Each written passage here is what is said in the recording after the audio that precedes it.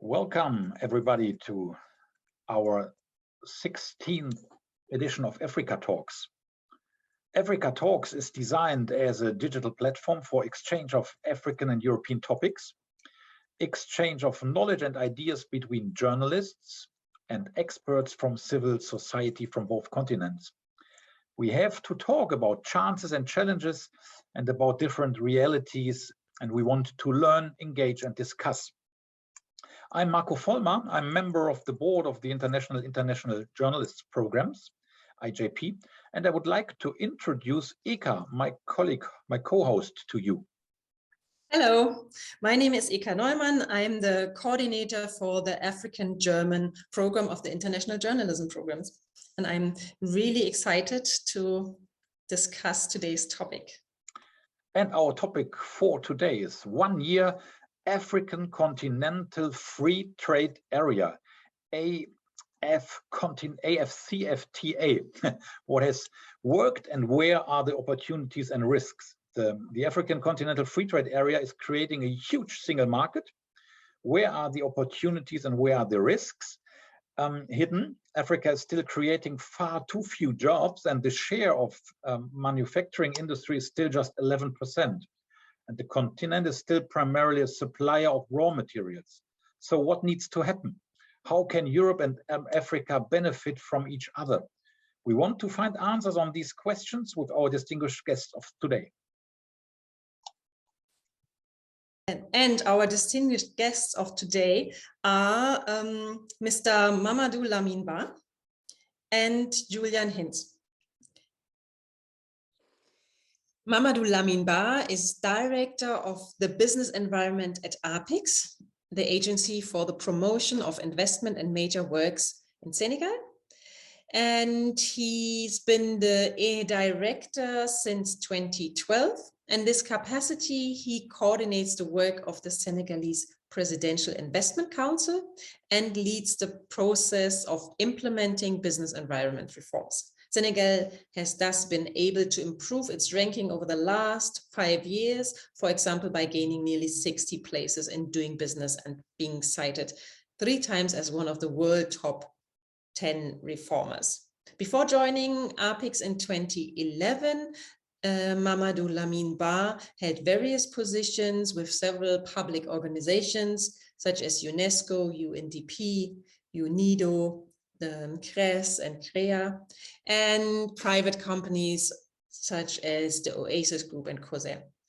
This has given him a diversified portfolio of responsibilities, a broad address book, and an excellent knowledge of the national, international, and continental context.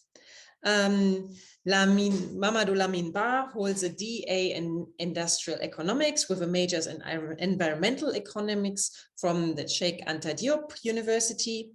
He has certifications from leading institutes such as the HEC Paris in Management and Leadership, the Harvard Kennedy School in Driving Government Performance, and the World Bank Institute in Public-Private Partnership and Public Policy. Welcome, Mamadou Lamine Great to have you here.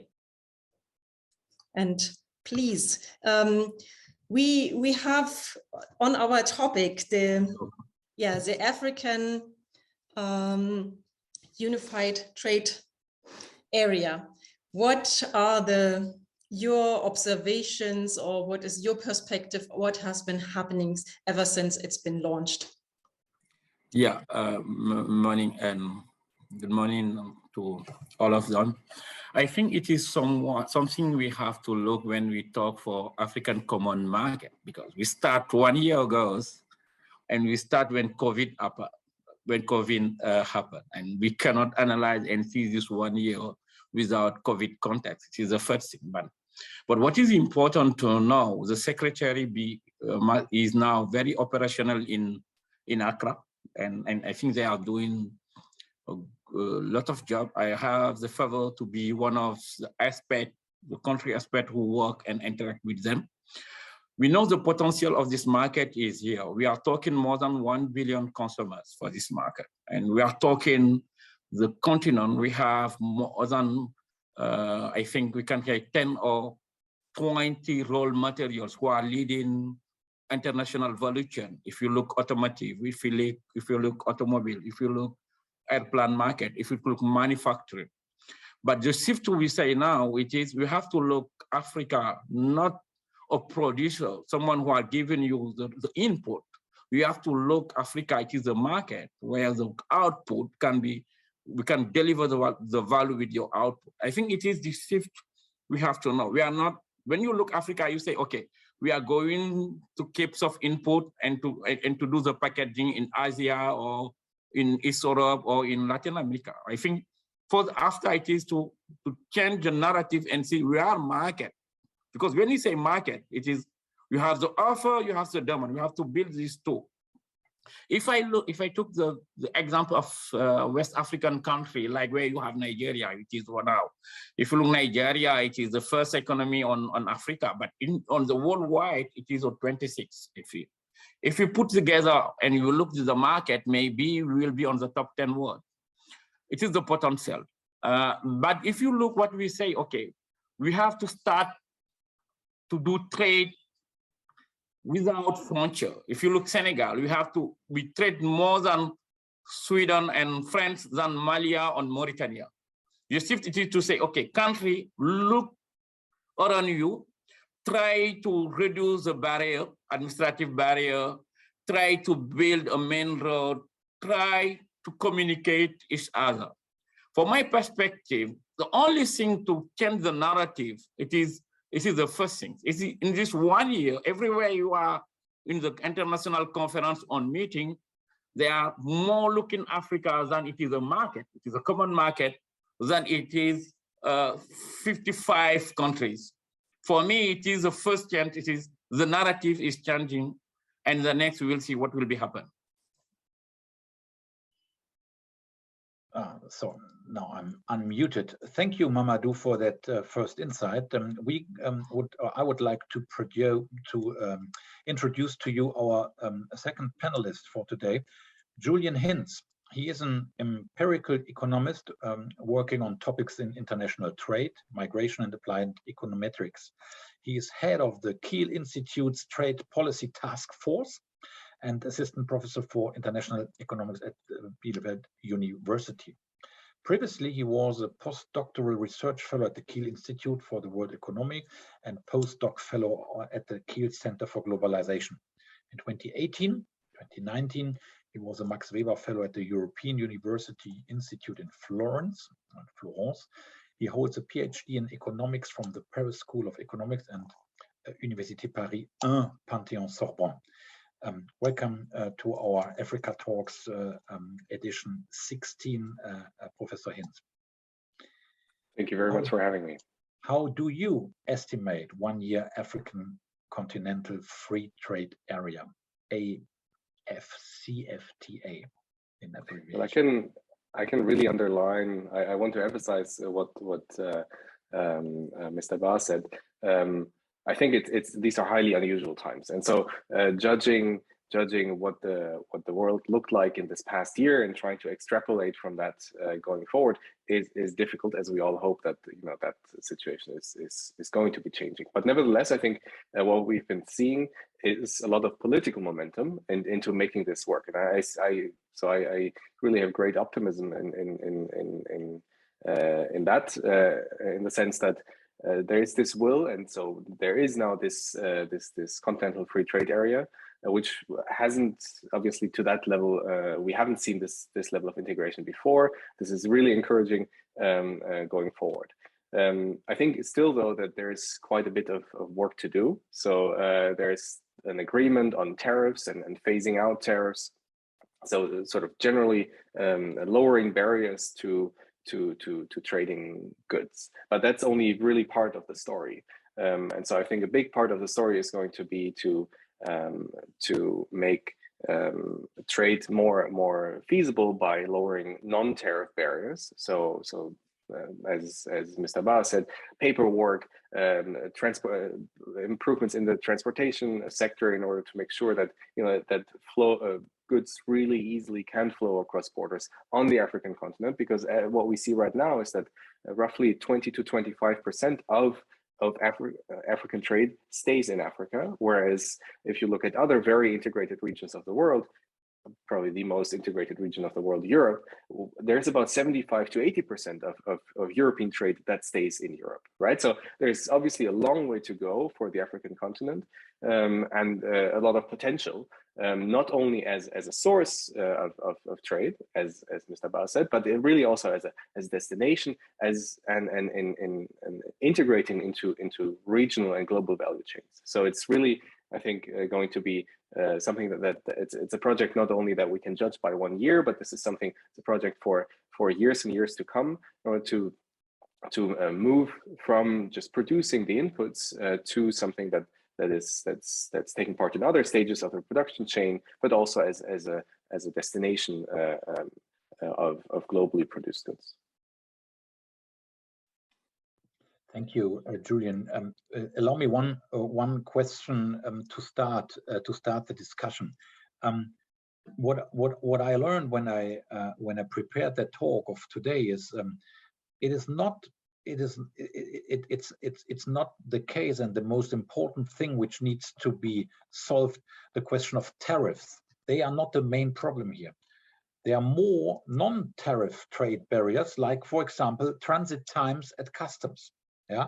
And they have to be shorter so that transports are much more easier for trade and the exchange of goods. How can that be realized? What is the answer of you? And I would also give that question to Mamadou. From your perspective, what should be done here to really make like these basic things, so to say, easier and to improve these? I think there is so at different levels of abstraction we can talk about this, but in general, I think the main point is to reduce frictions at, as you say, at the border, to make it easier to ship goods from one place to another. If you're let's say on the European continent, if you're a German exporter and you want to ship something to France, you won't even notice that you've left the country and entered the new country. All you can see is that suddenly the street signs look different, and that's very different on the African continent. So you have, as you mentioned, there are these waiting times essentially on at border. There's checks on both sides of the border. There have been these estimates by the World Bank that for some countries, the average time it takes to process trade leaving one country and then entering the other country takes a 2-digit number of days, right? So sometimes this takes 10 days to process things at the border. That's enormous, right? If you think of perishable goods, there's no need to trade any of that across borders if that's take time. And even if it's just a day, that sometimes is too much, and it's just more profitable and more so consumers will buy this and firms will import these goods from elsewhere, or not even import them, but just locally produce them. And so I think in terms of paperwork at the border, just overall improving, sometimes there's these single window ideas that it's one checkpoint when it's checked at the border, not two for each country, but it's just one single application, so to say, that you have to fill in. So all these things can be improved, and I think I want to underline one point here. Many of these things that can be improved in terms of non-tariff barriers are not just between African countries, and so that would obviously help trade on the African continent. But many of these things, if they are implemented correctly and well, which I hope will be the case, then these extend essentially multilaterally, so that it also becomes easier for say German companies to export things to Senegal, and for Senegalese firms to export things to, let's say, Australia. So and that sort of vastly improves the position of these African countries in order to become part of the global economy, and really try to harness their comparative advantage in say production of certain things that right now is really, the potential is only used for domestic consumers. So I think that's the main point, that reducing non-tariff barriers like so customs paperwork, checks at the border, and then extending those not only to African partner countries but multilaterally to all trading partners. Thank you, Mamadou. You're still muted.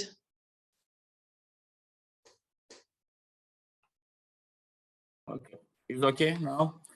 Yeah, I think it is something which is for non-tarifal. We have the willingness to reduce the barrier. It is one of the things on the political aspect, but if you see practical, I can share my own experience when I travel, maybe I can know. I live on the south of Senegal. To go when I was born and when I was now in Dakar, I have to pass through one of the country we call Gambia. And what we did, government, and I think we have a big issues. We have to take the ferry sometime, and normally the ferry must to be take between 3 hours and 4 hours to do to bridge each other. But now, when on the political levels and political wills, we decide to build a bridge and we do the bridge. Now they taking me only 30 minutes. It is to see when we have the willingness to build and to reduce the factor. And it is the thing we do only on 2 years.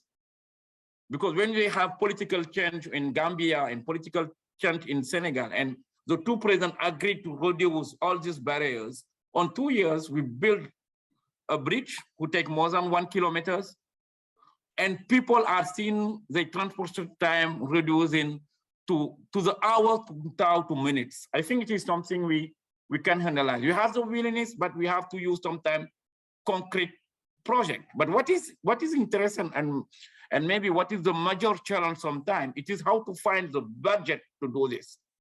I think it is where international cooperation can be useful because fortunately the government Senegal and government Gambia have FDB finance the project quickly. And it is, I think, Portuguese company who built the bridge. Do you see? But we are resolving, I think international agreement or partnership can be more practical if you lose a concrete project. It is the same, it is one of the projects I lead, and my favorite project we call Dakar-Bamako corridor. You know, Senegal in Bamako, before the independence, it is the same countries. But you go to independence with 2 countries. And now we are saying, okay, with AfTA, we have to be a common market.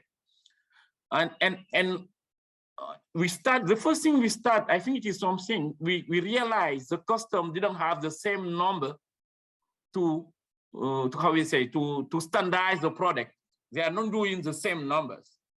The only thing to work with these customers to save the same numbers, help to reduce the time for the transit time is reduced more than half time, because what is not, you know, it is something maybe we have to work. And I think if you look, when you see of the AfTA initiative, they call someone, they say, we are all the same origins.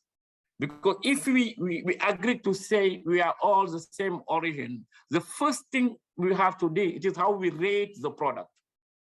It is how we evaluate the thing, and it is to agree how many checkup points we have to do.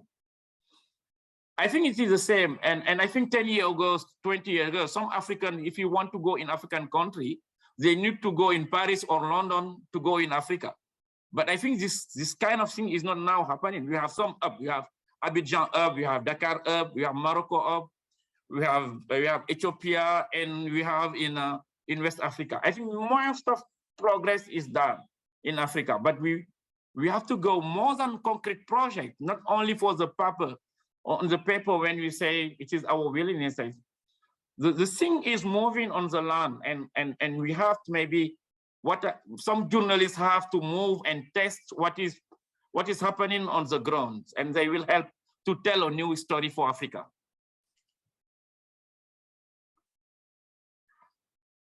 Which reminds me, some journalists have to tell the story which is happening on the ground. I remember a time where there was like the ECOWAS, and that free traveling was allowed, but ECOWAS journalists then realized, wow, traveling from Bamako to Dakar was not easy for them, and they were not allowed because there were so many checkups.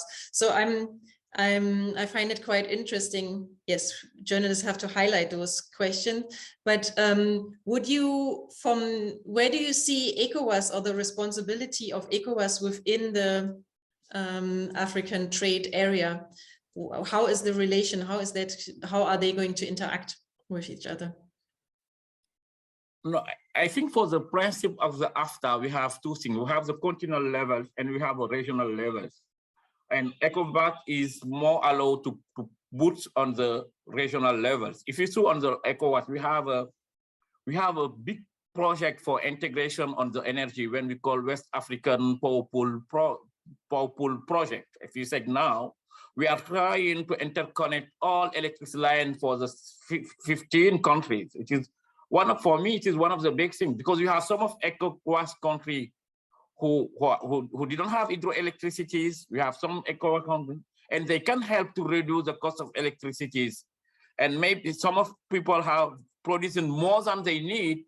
And it is this kind of concrete things we can to do. If you look on when you call OMVS and in Senegal, we call it, we have some river and we do hydroelectricities. And Senegalese government, Mauritania government, and Guinea government agreed to have a joint project and do. I think it is this kind of experience we have to capitalize and to upgrade the process and see how we can have it on maybe some bordering countries on the sub-regional level and the regional level, and at the end we'll arrive on the continental level. But I think for the continental way is more to put the principle, to put some of gentleman agreement between the country, who is allowed, who is not allowed.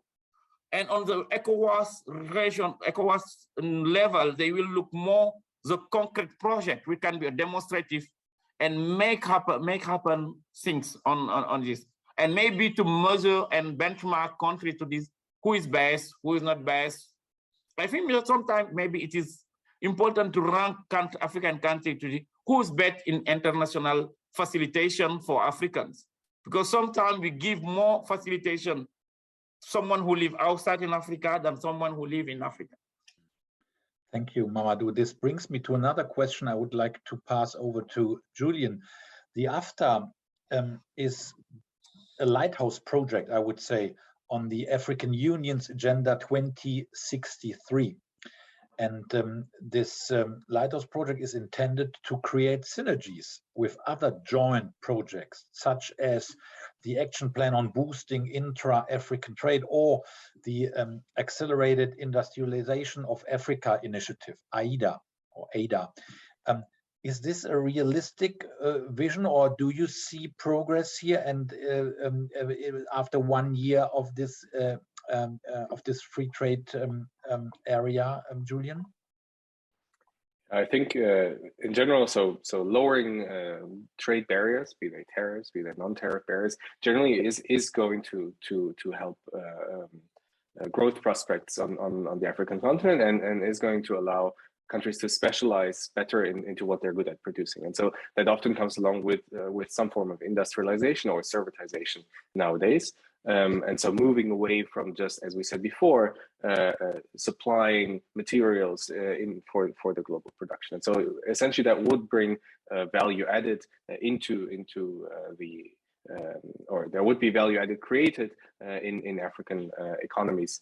And so in that sense, it plays well together. Again, I think it's really difficult to judge how well these initiatives interlock after just about 11 months into this agreement. But I think it has laid the foundation, so to say, of prosperity on the African continent. I think also, so to come back a little bit to this trade point, I think what has been emphasized before, and so the long-term plan for trade integration does not stop with AfCFTA, but it also includes potentially at some point a customs union, which I think would really then make it even easier to trade on the African continent, because that means that once something has entered this customs union zone, then there don't need to be any border checks at all, right? So that would be really improving trade on the African continent, and then so you would have one trade policy with the outside world. So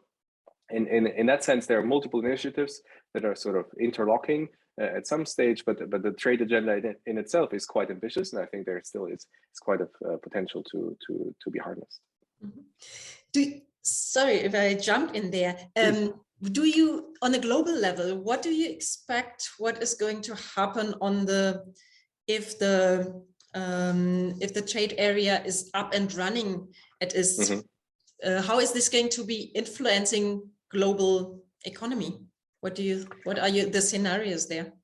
Yeah, I think this really depends on the implementation going forward. So if it, as I said before, if this stays just with tariffs, then to be honest, we're not going to see much. We're not going to see much happening on the African continent. Sure, there's not going to be any tariff payments anymore for intra-African trade, but that really is just a low barrier to pass. So that won't change much. If we have these substantial NTB non-tariff barrier reductions on the African continent, then that will lead to quite some trade creation on the African continent, but to a large degree, sort of at the expense of trade with the outside world. So I'm not sure whether that's what you want to achieve. I think you both want to achieve, in general, better trade integration of the African continent. And in order to have that, in order to generally integrate Africa better into the world economy, general lowering of non-tariff barriers is really needed. And then that can be quite substantial. So I've seen numbers float around that, for example, for European exporters, that could lead to an increase in trade by up to 30%. So still African trade is just a relatively small share in European trade, but a 30% increase is something, right? So in general, obviously that's going to take some time in order to sort of have new links between African firms and firms abroad, but also within Africa. So don't expect any of this to happen within just a couple of weeks or months. But I think over time, this really creates an environment where the African economies are going to be much better integrated in the world economy, and not just by, as we said before, supplying sort of the raw materials, but being part of this entire chain of value added. Mamadou, a follow-up question on what Julian just said. What is your opinion on how could Germany or Europe support this structural transformation which is going on and which has been started and which has been improved through that AfTA project? What is your expectation in supports coming from abroad? Could you explain like your thoughts on this? Yeah, I think first, what is maybe important, it is to know when the level of integration in Africa will be increased, the impact will be positive for the whole economies of the world. And you have some study of UNICA who evaluate maybe African part can jump more than 10%, because now we are less than 2%. And I think it is one of the things now. And the other thing which is very important to know, we have now some of African company we call African champion like Dangote, who they will help them to produce more than challenge of competitiveness, and they can be now on the international level company, and they can invest maybe to the world. I think the other thing what is for European or others, how they can help, I think now for the strategical, the thing is well designed. It is more than operationalizations, and maybe we can to change the level of the negotiations, because now how we negotiate, we continue to negotiate on the country by country levels and not on the whole challenge. And because I was one of part who worked with the German government to negotiate how we call a compact with Africa. Even it is a continental initiative, but the negotiation is held in on the country levels.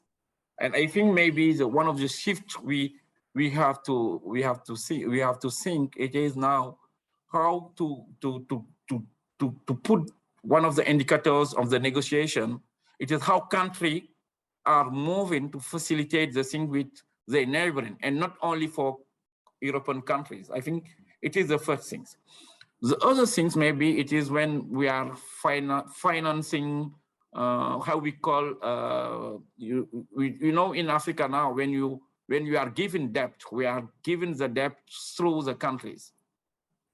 How we have to think now, it is because we want, if I look only for the insurance, when international insurance company are rating for Africa or are paying, if you look for how we call logistical cost, if you look in Africa, the share, the part of international insurance in Africa is higher than everywhere you go to the world. And sometimes it's not linked in the real risk. It is more linked in the perceptions. I think we have the challenge to work to rate the real risk and not the perceptions, because we are more rate in Africa than the perception because we didn't know. But if you see what some of European companies, how they are doing and how they are investing and the return of investment really they have in Africa, maybe it's not the same risk. For me, we have these 3 levels because the risk, we have to rate the real risk, we have to change the perceptions. And I think now international European can say, the other things, we have to agree to the continent, what is the regional interconnected level and how to resolve by the debt. And the third, the first I say, it is negotiation levels. And I think if you have these 3 levels, maybe, but we don't forget, everything starts with people. We have to really to see what is the impact to the African people, because it's not only for bureaucracy on meeting with some head of states will be resolved. Sometimes it is important to see what is and to change of indicators. It is my perspective for next. Thank you. But when you ask for the level of negotiation should be more on a multilateral level and not on a level country by country, then you should ask the AU, as I said, the African Union, to take the mandate to negotiate, right? Or who could it be if we do not want to negotiate country by country when it comes to these kind of deals or of negotiations? Now I'm taking my role of activist. You know, when you have AU and Africa official meeting, you have the president of AU and 50 head of state in Africa. Why the meeting is not only AU and EU? And I think it's why I say the push is on these levels, and maybe we just say the negotiation now we have to see which competence and which project, which mandate concretely we have to discuss on the continental levels. And you know, when you have when COVID arrived in Europe, the country agreed that the central bank has to take the risk for all the countries. It is this kind of thing we have to look in Africa. Why my country, we are just maybe 20 million, have to take the risk for all Africans? And I think it is more, when I'm discussing, it is to go more practical. And I think we can find the new way to do it, because now we know how to strategize the risk. And we now, if you look in, like, we agreed now on after some of the rate, you will have one rate on the cost on the import, and this cost will be for financing integrations. And we can see how to risk and how to do some of target and give the value on this. Maybe they can help to cover the risk. Maybe they can help to improve in the intra-continental trade. Maybe can cover this debt. But I think it is more to look at new ways, not use the same tools to measure the performance of what we want to build for the future. What is the opinion of the scientist on that, Julian? I think, I mean, this process of integration, and so I think this really went into sort of a process. What you mentioned is this process of political integration accompanying process of economic integration, and I think, to be honest, I think that it just takes time. So obviously we strive to that world where, you know, this gets much easier, but it's on the European continent. This has taken decades in order to transfer competencies to the European level, and I think, you know, that's something that's it's highly political. Obviously, what you want to have decided at what level, and it's yeah. I think it's difficult. And then you mentioned this example of COVID, and where actually there you saw that in Europe, at least, suddenly lots of decisions were taken at the national level again. Things where we thought, maybe we actually do this much better than in together, but then in terms of crises, often the first instinct is to say, oh look, we do it this way. I think now it sort of has sorted into functioning again at supranational level, but it's obviously there's often this reflex, this instinct to do this at national level, which is probably, that's why it's difficult to transfer these competencies to higher levels. But then again, once this has happened, we see this for the EU. There are these exclusive competences of the EU. One of them is trade, where things run really smoothly in that on that domain. So I think that's a good example for where political and economic integration really go hand in hand, and maybe that's where African integration could follow in these footsteps. I agree. Thank you. So I would just want to find out, what would you think would be needed for the next 1, 2, 3 years? What could be the focus? What would be the focus to move forward quickly? Maybe Mamadou, you start. Okay. I think for the first thing, it is for me the capacity. We need to build the capacity, because capacity on the customs and to change the mentalities, how people move until now. I think it is, for me, without changing mind on the operational level, we cannot see the change. Because for me, everything we want is important. We can do it on the political document, but to see things happening, we have to work more than capacity. Human resources is very important, but people have to believe that the effort to go to the continental level will give more benefit than when we was on the country levels. I think that we have to, he need more communications, not only communication on the policy level, but communication, how the change will affect people. I think for me, it is one of the first things. The second thing, we have to take some of demonstrate project or demonstrate initiative. Then we can be focused and make the things happen. I think in ECOWAS, we start what we call now roaming cost for telecom sectors, and I think this kind of initiative can help. If now, when I was in Nigeria, phoning will cost the same when I was in Senegal. It is like a local cost. It is something I will see the changes happening. I think now, for me, 2 and 3, we have to be sure the people we are taking to do the work on the AfCFTA level, it is the most qualified person to do the things. And I think if we start on these 3 things, we can move and see the impact for the next 5 years. Thank you.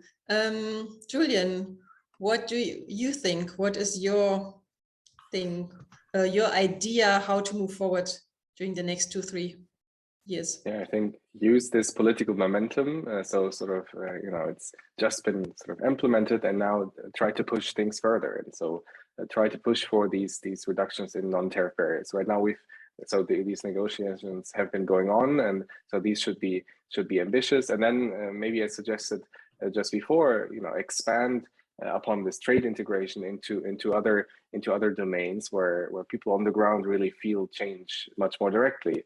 I think you talked about roaming charges. This I guess that was in Europe one of the things that people suddenly noticed, that you can the European project works, so to say, because now I can use my phone just as I could at home during vacation. So I think that's a great idea, sort of to take this momentum, first push the trade agenda into better integration on this front, but then take this momentum into other domains where people on the ground, so to say, really feel that there's change happening, and then that sort of creates support for further integration on the African continent.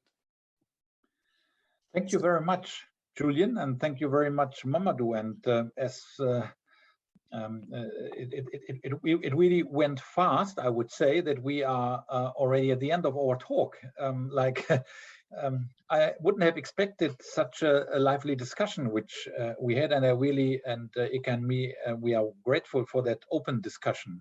1 year African continental free trade area, what has worked and where are opportunities and risks. I think we have given some answers to discuss further. And I would very much thank you all for your attendance. And I would give a great thank you to our two speakers, to Julian Hintz from the Kiel Institute and to Mamadou Ba from Senegal. And many thanks to you. And I think at the end of a long and a challenging year, it is okay to wish you all a Merry Christmas days, a Happy New Year, and a bit time to relax. I think it's more than appropriate. So thank you very much, and goodbye. Take care and stay healthy. Yes, thank you very much, Julian Hintz and Mamadou. Thank you. And I'm really curious to see where this new negotiation power is going to lead to. Bye.